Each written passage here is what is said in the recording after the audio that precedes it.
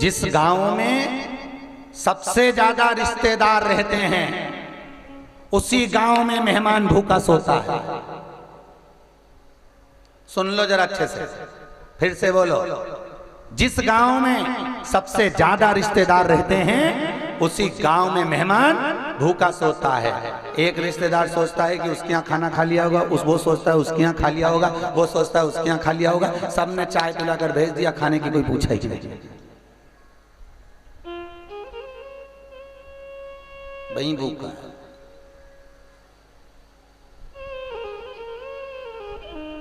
सोलह 16,108 रानियां भोजन के लिए सोच रही हैं। रुक्मणी सोची सत्यभामा बनाई होगी, सत्यभामा सोची मित्रवृंदा बनाई होगी, मित्रवृंदा को लगा लक्ष्मणा बनाई होगी, कोई कहे कालिंदी बनाई होगी, भोजन नहीं बना।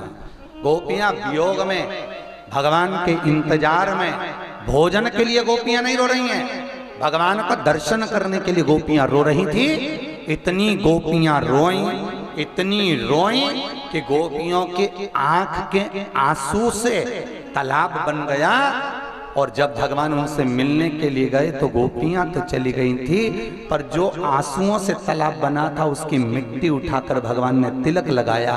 आज भी गोपी चंदन वहीं से आया।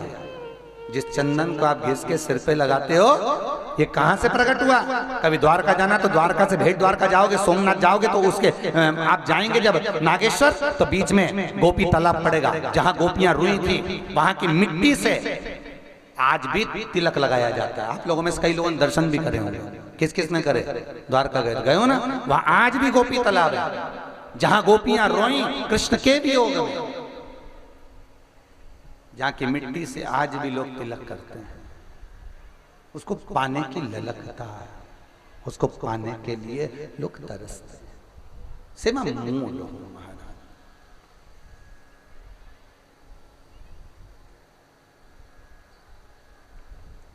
सेवा आप भी करिए। 3 देवियां हैं, लक्ष्मी, पार्वती और सरस्वती। पूरी दुनिया में सबसे ज्यादा व्रत कौन सी देवी के होते हैं? केवल पार्वती के। लक्ष्मी का कोई व्रत है क्या? एक वो बेबो लक्ष्मी का व्रत करते हो, ये पौराणिक व्रत नहीं है कि शास्त्रों में से लिया गया, ये तो बाद में बना हुआ, पौराणिक व्रत में नहीं आया।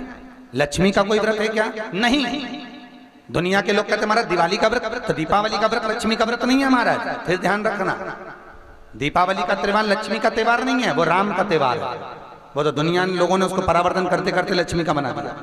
और कोई सी पुराण नहीं कहती कि दीपावली के दिन आप व्रत रखो, वो तो आपकी मर्जी है। लक्ष्मी को ज्यादा पाना है तो 12-1 बजे तक जगते रहो, पूजन करके खाएंगे, वो आपका मन है। पर शास्त्र नहीं कहता, प्रमाण नहीं देता कि लक्ष्मी का कोई व्रत।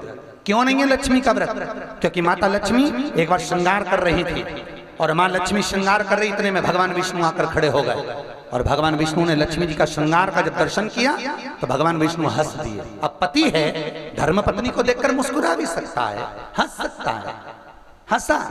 और भगवान विष्णु जैसे हंसे, लक्ष्मी को क्रोध आ गया, और लक्ष्मी क्रोध में आकर बोली, नारायण तुम मुझे देखकर घोड़े जैसे हंसे हो, मैं तुम्हें श्राप देती हूँ कि तुम्हारा सिर कटेगा और तुम्हें घोड़े का मुंह लगेगा। तो भगवान विष्णु का सिर कटा और घोड़े का मुंह लगा, तो हयग्रीव अवतार भगवान का हुआ। कौन सा अवतार हुआ है? हयग्रीव अवतार। हयग्रीवा राक्षस को मारने के लिए भगवान हयग्रीव अवतार लिए। भगवान को घोड़े का मुंह लगा, लक्ष्मी का श्राप लगा। इसलिए पृथ्वी पर लक्ष्मी का कोई व्रत नहीं है। सरस्वती का कोई व्रत है क्या? ब्रह्माणी का नहीं। क्यों? क्योंकि पुष्कर राज में जब ब्रह्मा जी यज्ञ कर रहे हैं, और ब्रह्मा जी से ब्राह्मणों ने कहा जाकर कहिए जल्दी से ब्रह्माणी आ जाए, यज्ञ में बैठना है, बुलाओ ब्रह्माणी को। ब्रह्मा जी ब्रह्माणी के पास पहुंचे, अरे सरस्वती चलो यज्ञ चालू हो रहा है। सरस्वती बोली मैं अभी तैयार होकर आए। बार बार निवेदन किया गया, बार बार बोला गया, सरस्वती नहीं आई। फिर निवेदन करे, सरस्वती समय निकल रहा है जल्दी चलो, नहीं आई।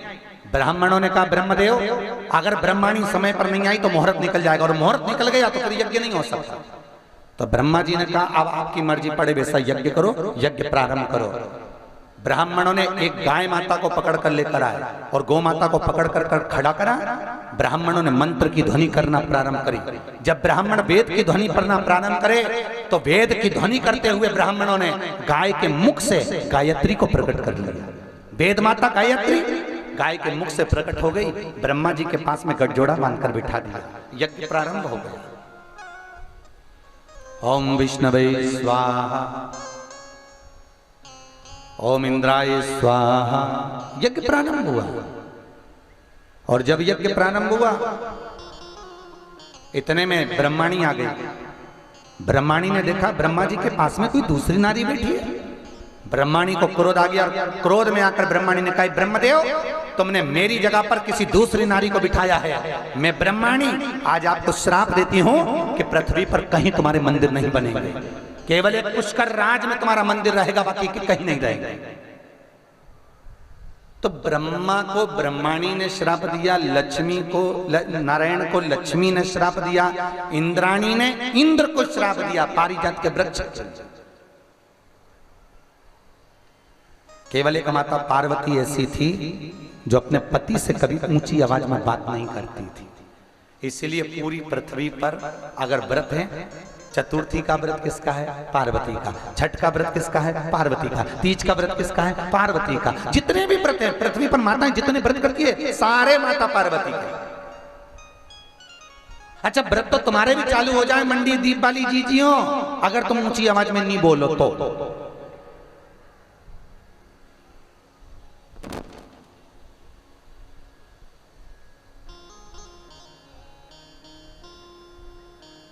आपको पहले दिन कथा में कहा था, करवा चौथ के दिन तुम भूखी रहती हो और सोचती हो कि पति की उम्र बढ़ जाए। तो ईमानदारी से बोलो, बढ़ती है क्या? अरे बोलो तो।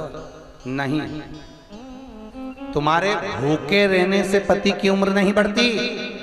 भागवत कहती है तुम्हारे मीठे बोलने से पति की उम्र बढ़ जाती है। केवल तुम्हारे मीठे बोलने से। पर तुम जब जब बोलती हो तो ऐसी गजगजा कर बोलती हो, ऐसी धड़ला के बोलती हो कि बेचारे की बीपी ऊंची नीची हो जाती, शुगर ऊपर नीचर हो जाती, उसका आधी उम्र तो वैसे ही कम हो जाती, वैसे ही कम।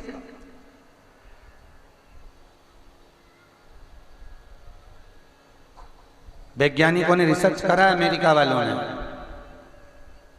कि पुरुष की उम्र से ज्यादा स्त्री की उम्र क्यों होती है। पुरुष समाप्त हो जाता है और नारी की उम्र बढ़ी हुई क्यों रहती है। तो विदेशियों ने रिसर्च करा तो मालूम पड़ा स्त्री अपने पति से लड़ाई झगड़ा करती है तो मन का सारा गुब्बारा उस पर उंडेल देती है और पुरुष बेचारा अंदर ही अंदर कुड़ कुड़ के मरा जाता। इसलिए बापड़े की उम्र कम हो जाती है, तुम्हारी बढ़ जाती है। मेरा पुरुषों से निवेदन है, तुम भी गज गजा के बोलो रे।